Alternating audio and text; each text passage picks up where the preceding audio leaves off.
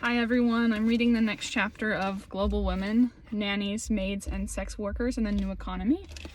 And this chapter is called Love and Gold, and it's written by Arlie Hochschild, who is the main author of this book. Alright.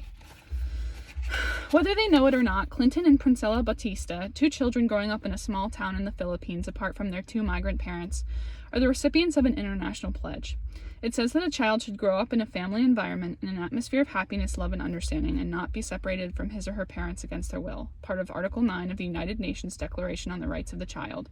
These words stand now as a fairy tale ideal, the promise of a shield between children and the costs of globalization. At the moment, the shield is not protecting the Bautista family from those human costs. In the basement bedroom of her employer's home in Washington, D.C., Rowena Batista keeps 4 pictures on her dresser, 2 of her own children back in Camiling, a Philippine farming village, and 2 of her children she has cared for as a nanny in the United States. The pictures of her own children, Clinton and Princella, are from 5 years ago. As she recently told Wall Street Journal reporter Robert Frank, "The recent photos remind me how much I've missed. She has missed the last 2 Christmases, and on her last visit home, her son Clinton, now 8, refused to touch his mother. 'Why?' he asked, 'did you come back?'" The daughter of a teacher and an engineer, Rowena Batista worked 3 years toward an engineering degree before she quit and went abroad for work and adventure. A few years later, during her travels, she fell in love with a Ghanaian construction worker, had 2 children with him, and returned to the Philippines with them. Unable to find a job in the Philippines, the father of her children went to Korea in search of work, and over time he faded from his children's lives. Rowena again traveled north, joining the growing ranks of third-world mothers who work abroad for long periods of time because they cannot make ends meet at home. She left her children with her mother, hired a nanny to help out at home, and flew to Washington, D.C., where she took a job as a nanny for the same pay that a small-town doctor would make in the Philippines. Of the 792,000 legal household workers in the United States, 40% were born abroad like Rowena. Of Filipino migrants, 70% like Rowena are women. Rowena calls Noah, the American child she tends, "my baby." One of Noah's first words was Ina, short for Rowena. And Noah has started babbling in Tagalog, the language Rowena spoke in the Philippines. Rowena lifts Noah from her crib mornings at 7 a.m., takes her to the library, pushes her on the swing at the playground, and curls up with her for naps. As Rowena explained to Frank, "I give Noah what I can't give to my children." In turn, the American child gives Rowena what she doesn't get at home. As Rowena puts it, "She makes me feel like a mother." Rowena's own children live in a 4-bedroom house with her parents and 12 other family members, 8 of them children, some of whom also have mothers who work abroad. The central figure in the children's lives, the person they call Mama, is Grandma, Rowena's mother. But Grandma works surprisingly long hours as a teacher, from 7 a.m. to 9 p.m. As Rowena tells her story to Frank, she says little about her father, the children's grandfather. Men are discouraged from participating actively in child rearing in the Philippines. And Rowena's father is not much involved with his grandchildren. So, she has hired Ana de la Cruz, who arrives daily at 8 a.m. to cook, clean, and care for the children. Meanwhile, Ana de la Cruz leaves her teenage son in the care of her 80-year-old mother-in-law. Rowena's life reflects an important and growing global trend, the importation of care and love from poor countries to rich ones. For some time now, promising and highly trained professionals have been moving from ill-equipped hospitals, impoverished schools, antiquated banks, and other beleaguered workplaces of the third world to better opportunities and higher pay in the first world. As rich nations become richer and poor nations become poorer, this one-way flow of talent and training continuously widens the gap between the two. But in addition to this brain drain, there is now a parallel but more hidden and wrenching trend, as women who normally care for the young, the old, and the sick in their own poor countries move to care for the young, the old, and the sick in rich countries, whether as maids and nannies or as daycare and nursing home aides. It's a care drain. The movement of care workers from south to north is not altogether new. What is unprecedented, however, is the scope and speed of women's migration to these jobs. Many factors contribute to the growing feminization of migration. One is the growing split between the global rich and poor. In 1949, Harry S. Truman declared in his inaugural speech that the Southern Hemisphere, encompassing the post-colonial nations of Africa, Asia, and Latin America, was underdeveloped and that it was the role of the North to help the South catch up. But in the years since then, the gap between North and South has only widened. In 1960, for example, the nations of the North were 20 times richer than those of the South. By 1980, that gap had more than doubled, and the North was 46 times richer than the South. In fact, according to a United Nations Development Program study, 60 countries are worse off in 1999 than they were in 1980. Multinational corporations are the muscle and brains behind the new global system with its growing inequality, as William Greider points out, and the 500 largest such corporations, 168 in Europe, 157 in the United States, and 119 in Japan, have in the last 20 years increased their sales sevenfold. As a result of this polarization, the middle class of the third world now earns less than the poor of the first world. Before the domestic workers Rachel Pereñas, interviewed in the 1990s, migrated from the Philippines to the United States and Italy, they had averaged $176 a month, often as teachers, nurses, and administrative and clerical workers. But by doing less skilled, though no less difficult work as nannies, maids, and care service workers, they can earn $200 a month in Singapore, $410 a month in Hong Kong, $700 a month in Italy, or $1,400 a month in Los Angeles. To take one example, as a fifth-grade dropout in Colombo, Sri Lanka, a woman could earn $30 a month plus room and board as a housemaid, or she could earn $30 a month as a salesgirl in a shop without food or lodging. But as a nanny in Athens, she could earn $500 a month plus room and board. The remittances these women send home provide food and shelter for these families and often a nest egg with which to start a small business. Of the $750 Rowena Batista earns each month in the United States, she mails $400 home for her children's food, clothes, and schooling, and $50 to Anna de la Cruz, who shares some of that with her mother-in-law and her children. As Rowena's story demonstrates, one way to respond to the gap between rich and poor countries is to close it privately by moving to a better-paying job. Even as the gap between the globe's rich and poor grows wider, the globe itself, its capital, cultural images, consumer tastes, and peoples, becomes more integrated. Thanks to the spread of Western, and especially American movies and television programs, the people of the poor South now know a great deal about the rich North. But what they learn about the North is what people have, in what often seems like a material striptease. Certainly, rising inequality and the lure of northern prosperity have contributed to what Stephen Castles and Mark Miller call a globalization of migration. For men and women alike, migration has become a private solution to a public problem.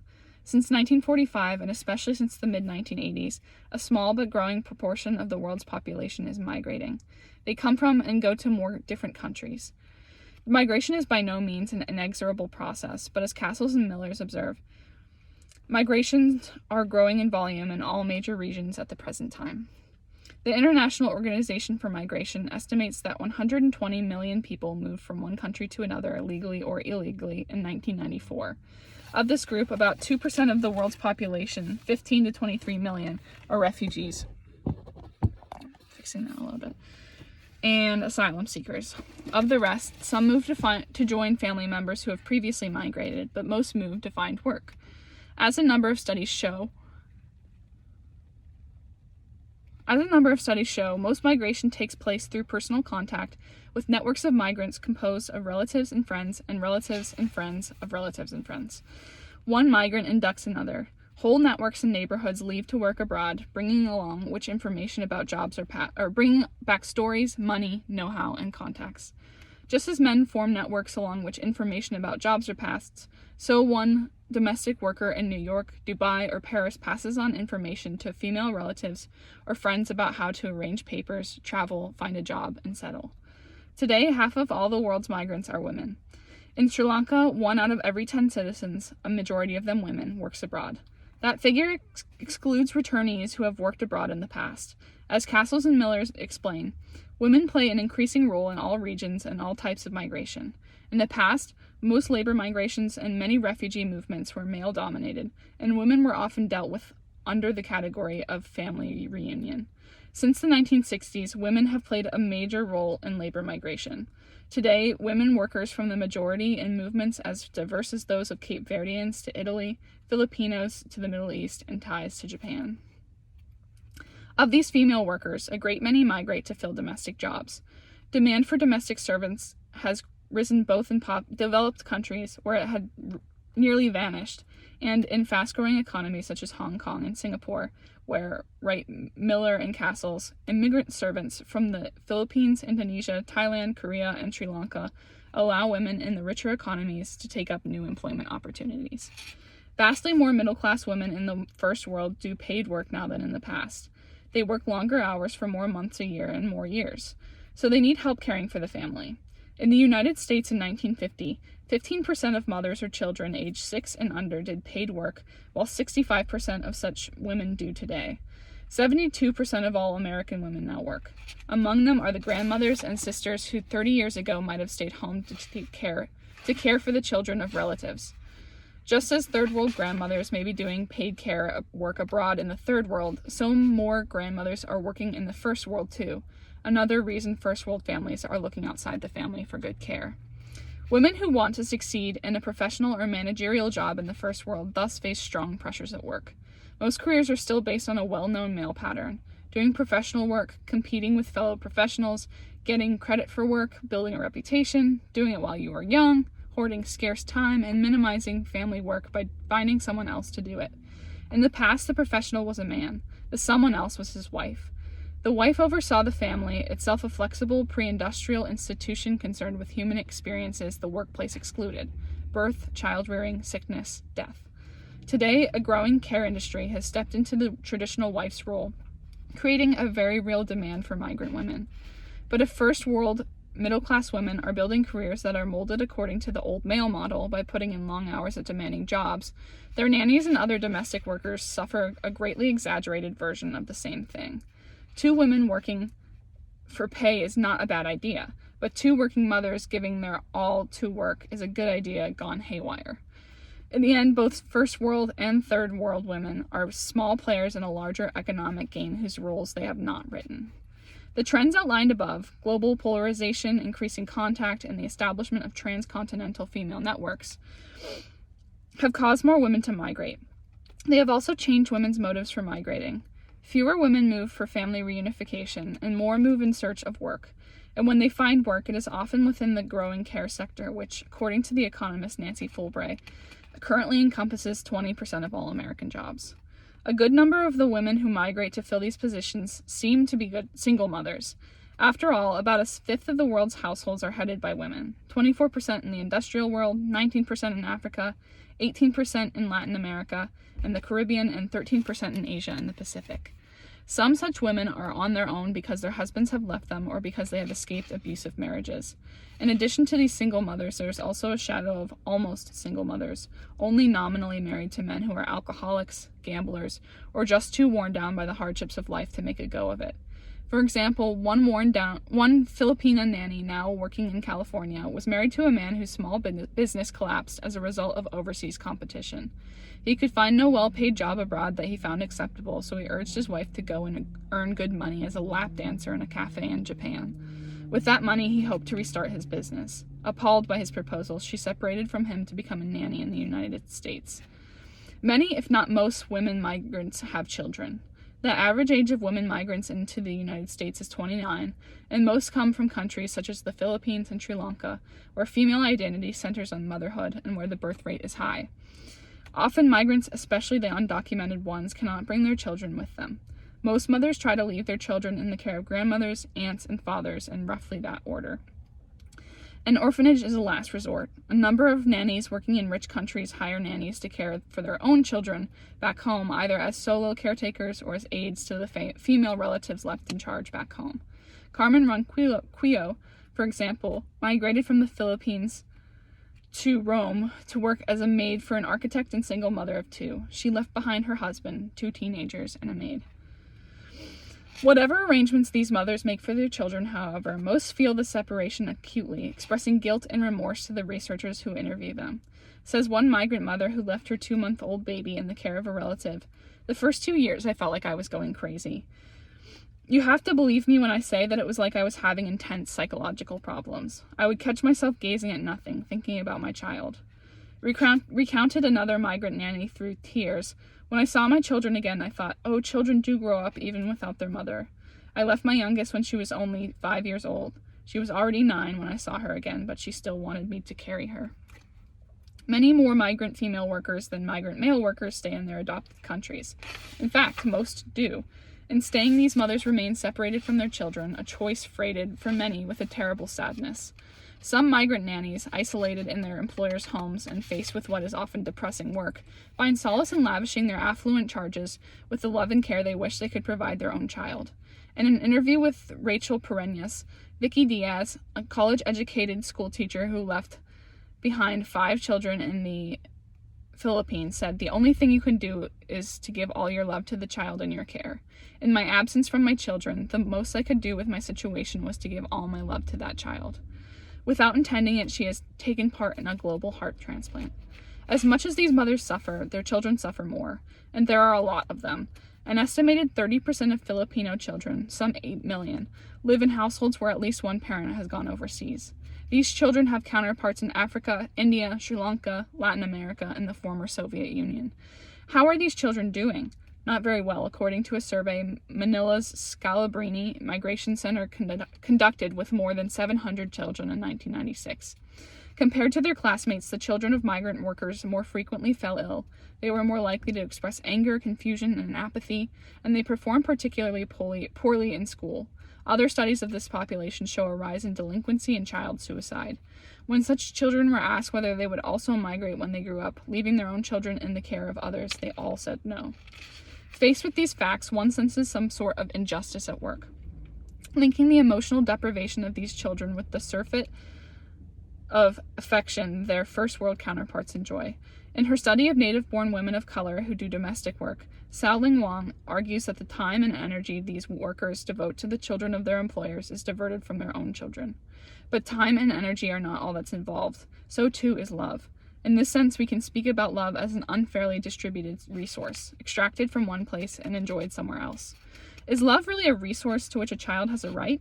Certainly, the United Nations Declaration on the Rights of the Child asserts all children's right to an atmosphere of happiness, love, and understanding. Yet in some ways, this claim is hard to make. The more we love and are loved, the more deeply we can love. Love is not fixed in the same way, and most material resources are fixed. Put another way, if love is a resource, it's a renewable resource. It creates more of itself. And yet Rowena Batista can't be in 2 places at once. Her day has only so many hours. It may also be true that the more love she gives to Noah, the less she gives to her own children back in the Philippines. Noah in the first world gets more love, and Clinton and Princella in the third world get less. In this sense, love does appear scarce and limited, like a mineral extracted from the earth. Perhaps then feelings are distributable resources, but they behave somewhat differently from either scarce or renewable material resources. According to Freud, we don't withdraw and invest feeling, but rather displace or redirect it. The process is an unconscious one, whereby we don't actually give up a feeling of, say, love or hate so much as we find a new object for it. In the case of sexual feeling, a more appropriate object than the original one, whom Freud presumed to be our opposite-sex parent. While Freud applied the idea of displacement mainly to relationships within the nuclear family, it seems only a small stretch to apply it to relationships like Rowena's to Noah. As Rowena told Frank, the Wall Street Journal reporter, "I give Noah what I can't give my children." Understandably, first-world parents welcome and even invite nannies to redirect their love in this manner. The way some employers describe it, a nanny's love of her employer's child is a natural product of her more loving third-world culture, with its warm family ties, strong community life, and long tradition of patient maternal love of children. In hiring a nanny, many such employers implicitly hope to import a poor country's native culture, thereby replenishing their own rich country's depleted culture of care.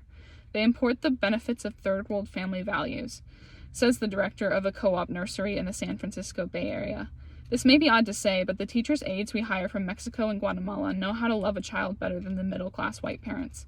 They are more relaxed, patient, and joyful. They enjoy the kids more. These professional parents are pressured for time and anxious to develop their kids' talents. I tell the parents that they can really learn how to love from the Latinas and the Filipinas. When asked why Anglo mothers should relate to children so differently than do Filipina teachers' aides, the nursery director speculated, "The Filipinas are brought up in a more relaxed, loving environment. They aren't as rich as we are, but they aren't so pressured for time, so materialistic, so anxious. They have a more loving, family-oriented culture." One mother, an American lawyer, expressed a similar view. "Carmen just enjoys my son. She doesn't worry whether he's learning his letters or whether he'll get into a good preschool. She just enjoys him. And actually, with anxious, busy parents like us, that's really what Thomas needs.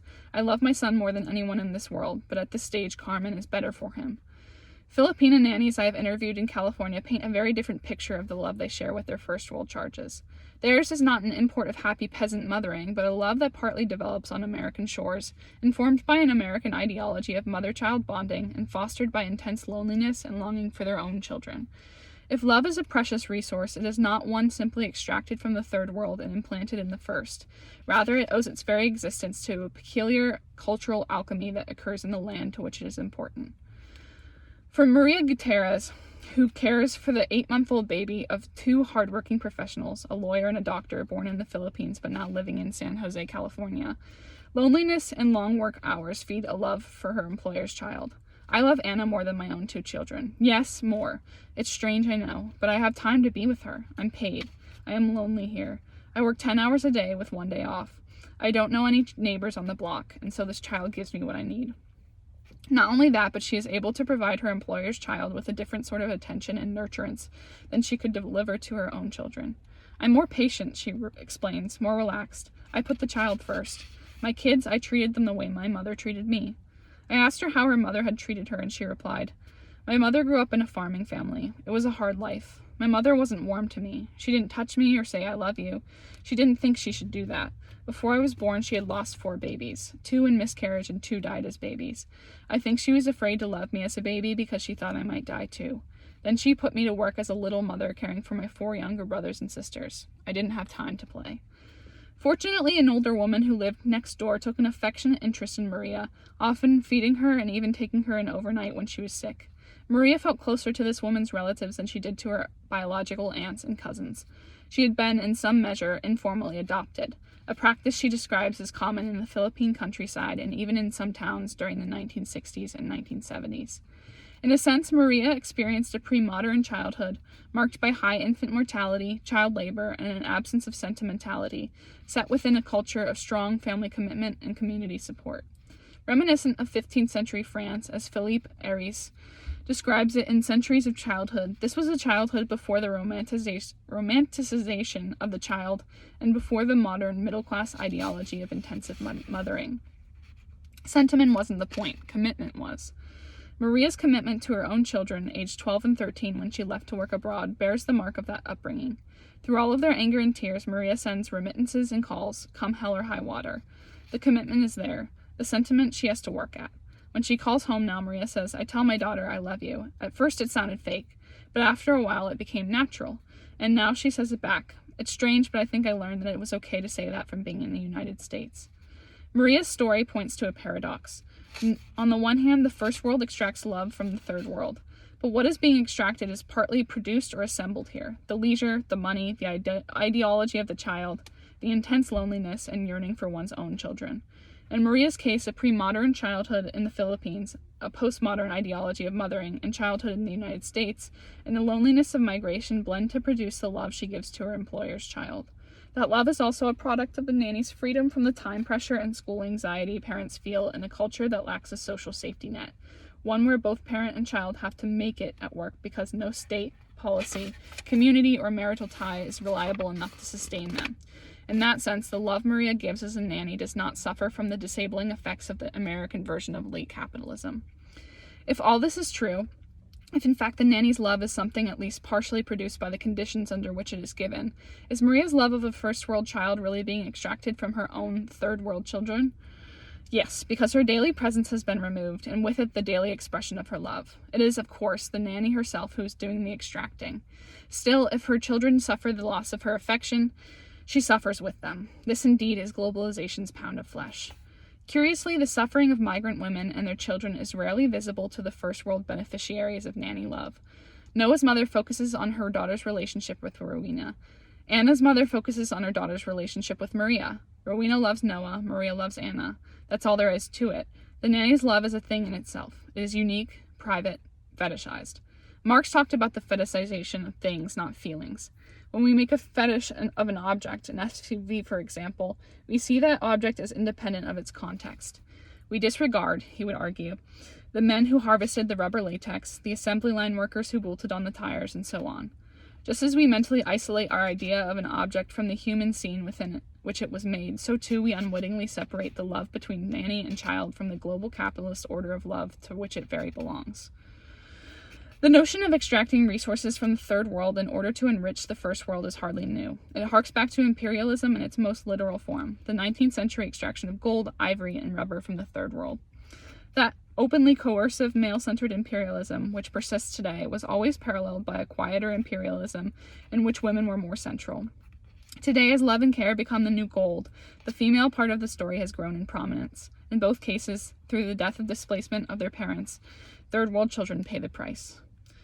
Imperialism in its classic form involved the North's plunder of physical resources from the South. Its main protagonists were virtually all men: explorers, kings, missionaries, soldiers, and the local men who were forced at gunpoint to harvest wild rubber latex and the like. European states lent their legitimacy to these endeavors, and an ideology emerged to support them: the white man's burden in Britain and La Mission Civilisatrice in France, both of which emphasized the benefits of colonization for the colonized. The brutality of that era's imperialism is not to be minimized, even as we compare the extraction of material resources from the third world of that time to the extraction of emotional resources today. Today's North does not extract love from the South by force. There are no colonial officers in tan helmets, no invading armies, no ships bearing arms sailing off to the colonies. Instead, we see a benign scene of third world women pushing baby carriages, elder care workers patiently walking, arms linked with elderly clients on streets or sitting beside them in first world parks. Today, coercion operates differently. While the sex trade in some domestic service is brutally enforced, in the main, the new emotional imperialism does not issue from the barrel of a gun. Women choose to migrate for domestic work, but they choose it because economic pressures all but coerce them to. That yawning gap between rich and poor countries is itself a form of coercion, pushing third world mothers to seek work in the first or lack of options closer to home. But given the prevailing free market ideology, migration is viewed as a personal choice. Its consequences are seen as personal problems. In this sense, migration creates not a white man's burden, but through a series of invisible links, a dark child's burden. Some children of migrant mothers in the Philippines, Sri Lanka, Mexico, and elsewhere may be well cared for by loving kin in their communities. We need more data if we are going to find out how such children are really doing. But if we discover that they aren't doing very well, how are we to respond? I can think of 3 possible approaches. First, we might say that all women everywhere should stay home and take care of their own families. The problem with Rowena is not migration, but neglect of her traditional role. A second approach might be to deny that a problem exists. The care drain is an inevitable outcome of globalization, which is itself good for the world. A supply of labor has met a demand. What's the problem? If the first approach condemns global migration, the second celebrates it. Neither acknowledges its human costs.